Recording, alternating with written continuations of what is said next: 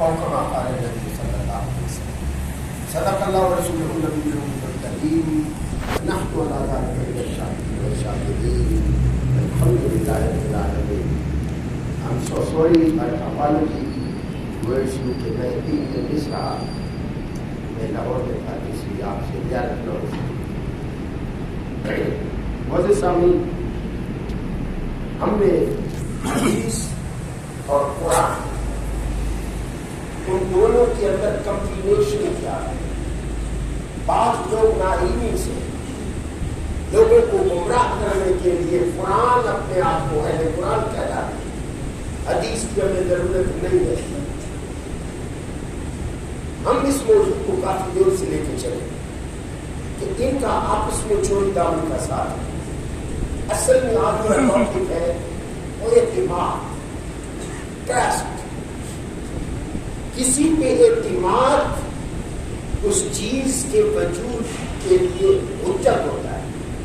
جس طرح میرے آقا و مولا صلی اللہ علیہ وسلم کی ذات ایک مین دین کی کنجی، دین کا دل، دین کا مرکز ہے.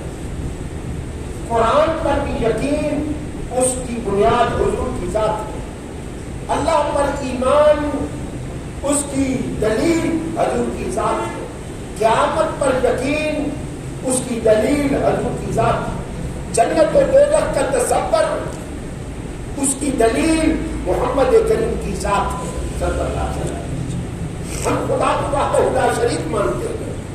دن دیکھے، دن ملے، دن سوچے، دن زیارت کیے، کس کی کہنے پر ہم اس کو وحدہ شریک مانتے ہیں؟ محمد رسول اللہ، لا الہ الا اللہ محمد رسول اللہ. یہ حدیث سے ثابت ہے، یہ بتا دوں. ہمارا جو کلمے پہ یقین ہے اس کی بنیاد حدیث ہے، اور حدیث کی بنیاد حضور کی ذات ہے. آپ کو میری بات سمجھ آ گئی؟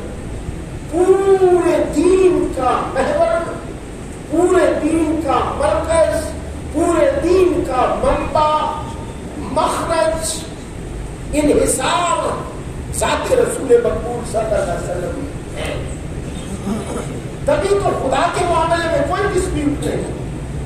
دشمن حضور پہ حملہ کرتا ہے، اس کو پتہ ہے اگر حضور کی ذات میں، حضور کی صفات میں ذرہ برابر بھی شک آ گیا توحید بھی گئی، ایمان بھی گیا، اسلام بھی گیا، ایوری تھنگ از گون. اللہ بے ایمان ہو گیا. یہ نمازیں، یہ روزے، یہ حج سے زکاتیں، یہ دن اور یہ راتیں حضور کے صدقے، حضور کی نسبت سے دین کے ذریعے ہمیں ملی ہے. اور دین کیا ہے؟ حضور کی ذات ہے. اب میں نے آپ کو عرض کیا تھا قرآن کہاں آیا؟ حضور کے دل پر آیا. اور یہ قرآن نے خود بتایا فَإِنَّهُ نَزَّلَ عَلَىٰ قَلْبِكَ بِإِذْنِ اللَّهِ. اللہ نے قرآن کو آپ کے قلب انور پر اپنے اذن سے بھیجا. اور پھر دل کے ذریعے کہاں سے نکلا؟ زبان مصطفیٰ سے نکلا. پھر حضور نے حکم دیا اس کو، اس آیت کو اس قرآن کی فلاں صورت میں لکھ دو. اس کی ترتیب، اس کا نظم و ضبط حضور نے قائم فرمایا. جو آیت میں نے پڑھی یہ سورہ عنکبوت ہے. قرآن پڑھا گیا، پڑھ کر نازل ہوا، لکھ کر نازل نہیں ہوا. آپ سوچ سے جو میں آپ کے ذہن میں بات بٹھانا چاہتا ہوں، قرآن پڑھ کے ہم تک پہنچا، سن کر پہنچا، سینہ پسینہ پہنچا. کتاب کے ذریعے نہیں، کتاب بعد میں لکھی گئی. جب ضرورت پڑی اجمیوں کے لیے پوری کائنات میں اسلام پھیل گیا. ان لوگوں میں جن کو زبان عربی نہیں آتی تھی ان کے لیے مشکل تھا قرآن پڑھنا.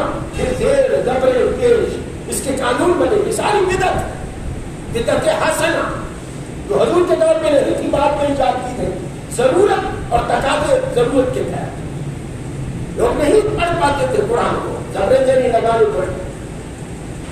لیکن قرآن صاحب قلب مصطفیٰ میں اترا، زبان مصطفیٰ سے پڑھا گیا، کان مصطفیٰ سے سنا گیا. حضرت جبرائیل کی زبان بات سمجھ رہے ہیں؟ نزول یہاں ہوا پڑھنے کے لیے جبرائیل بن فکس ہوئے، پھر مومن رسول میں گیا، وہاں سے زبان سے نکلا، پھر حکم مصطفیٰ سے کتاب کی شکل میں بعد میں لکھا گیا۔ اس وقت تو اسٹیشنری کے سامان بھی نہیں تھے۔ اور یہ بھی آپ بات بتا دوں، اسلام میں اعتماد اور ٹرسٹ یہ بنیاد ہے اسلام کی۔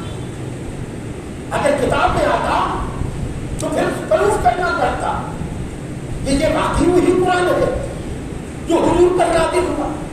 اس لیے اللہ نے کتاب کی شکل میں نہیں، قرآن میں کہا بل ہوا آیات، بلکہ یہ وہ آیات ہے، بل ہوا آیات بینات، واضح روشن، چودھویں کے چاند کی طرح روشن۔ یہ آیات ہے فی صدور الذین، یہ سینوں سے ہوتی ہوئی آئی ہے، الذین اوتوا العلم، اللہ نے جن کو دولت علم دین دی ہے ان کے سینوں سے یہ قرآن دوسرے سینوں میں شفٹ ہوا۔ قرآن لکھنا بند ہو جائے، 7 سال کا بچہ آپ کو قرآن سنائے، یہ قرآن کا اعجاز ہے کہ قرآن سینہ بسینہ ہم تک پہنچا۔ کتاب کی شکل میں بتاؤ تو بعد میں لکھا گیا، اور کیوں لکھا گیا؟ یہ دوسری صورت ہے۔ پہلی صورت ہے حفظ قرآن، سینہ انسان، سینہ مسلمان، سینہ مومن، اور کائنات کے مالک نے، خالق وہ ہے جس نے مصطفیٰ کو پیدا کیا، اس مالک کائنات میں، پھر بادشاہ کائنات نے اس عظمت والے قرآن کو سینے میں سنبھالا، اور سینے کو اللہ نے کتنا کشادہ کیا۔ علم نشرح لک صدرک، اے محبوب ہم نے کیا تیرے سینے کو کشادہ تیرے لیے نہیں کر دیا؟ وہ کتنا کشادہ سینہ تھا جس میں بس بسم اللہ سے والناس تک قرآن سما گیا۔ وہ چھوٹا سا سینہ نہیں تھا، وہ اتنا عظیم سینہ تھا جس پہ اتنا عظیم کلام سمایا۔ اور پھر مصطفیٰ نے فرمایا اس کو ایسے لکھو۔ یہ حضور نے بعد میں پہلے اس کو پڑھ کے سنا، شاد کیا، اس کے بعد لکھنے کا حکم دیا۔ حدیث میں لکھنے کا حکم نہیں تھا۔ حضرت عبداللہ بن عمر ابو داؤد کی بک کے حوالے سے کہنے لگے کہ روک دیا گیا حدیث کو لکھنے سے کہ کہیں لوگ حدیث اور قرآن کو مکس کر نہ دے، تو سرور عالم ارشاد فرماتے ہیں روک دو، اے عبداللہ لکھو لکھو، جب قرآن مکمل ہو گیا لکھو۔ وَوَالَّذِي نَفْسِي بِيَدِهِ، جس کے قبضے میں میری جان ہے، مَا يَخْرُجُ مِنْهُ، اس منہ سے نہیں نکلتا، جو بھی نکلتا ہے حق وہ حق ہوتا ہے، نوان مصطفیٰ سے جو نکلتا ہے وہ حق ہوتا ہے، سچ ہوتا ہے۔ اور یہ آپ کو پتا ہے توحید کی بنیاد حضور کی سچائی ہے، حضور کی صداقت ہے، حضور کی امانت ہے، حضور کی سیرت ہے، حضور کی صورت ہے، حضور کا کریکٹر ہے، حضور کی لائف ہے۔ آپ کو پتا ہے جب حضور نے فرمایا قولوا لا الہ الا اللہ، سارے بکھر گئے، ہمارے خداؤں کے خلاف تم نے اعلان جنگ کر دیا۔ تو میرے مصطفیٰ نے فرمایا پہلے کیا میں تمہیں کہوں اس پہاڑ کے پیچھے کوئی حملہ کرنے والا ہے مان لو گے؟ سب نے کہا آمنا صدقنا، چونکہ آپ صادق ہیں امین ہیں، کیوں نہیں؟ حضور نے پہلے اپنا کریکٹر کا سکہ بنوایا، اپنی داخلی خارجی زندگی کے متعلق حضور نے لوگوں کے سینے میں اپنا اعتماد قائم کیا۔ جب قید ہوا تو تب فرمایا یہ خدا کا کلام ہے، کوئی عبادت کے لائق نہیں مگر اللہ۔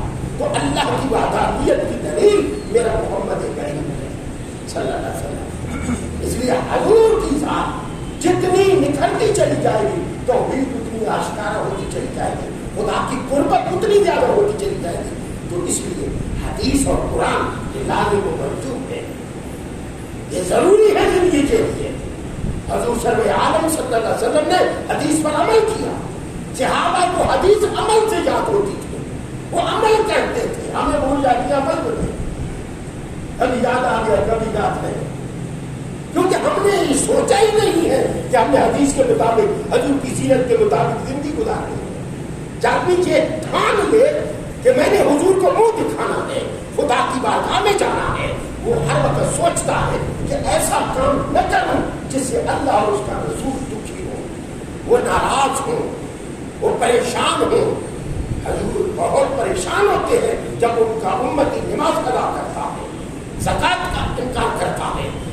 حجم قسمت میں ہوتے ہوئے نہیں کہتا، حجم کو تکلیف ہوتی ہے، کیونکہ حریص علیکم حجم ہمارے لیے بہت حریص ہے، ہر وقت پوری زندگی دعائیں کرتے رہے، اب بھی اپنے مدار انور میں ہمارے لیے دعا ہو گئے، خدا تعالیٰ ہم سب کو دین کی عظمت اور اس پر عمل کرنے کا ثمر اور آخرت پر یقین محکم نصیب فرمائے، تاکہ ہم قیامت کے دن ایک دوسرے کو ملے تو اجلے منہ سے ملے۔ خدا تعالیٰ سے دعا ہے دین متین کو دین سمجھ کر اپنے سینے میں نہیں، اپنے خون کی رگوں میں اس کو پیوست کرنے کی توفیق دے، چلے تو بھی اس کا ذکر، بیٹھے تو بھی اس کا ذکر، ذکر خدا ذکر مصطفیٰ ہے اور ذکر مصطفیٰ ذکر خدا ہے، چونکہ دونوں کی کوئی علیحدہ پارٹی نہیں، جو خدا نے فرمایا مصطفیٰ نے کر دکھایا۔ اب اللہ کو اتنی محبت ہے میں جو دیر رسول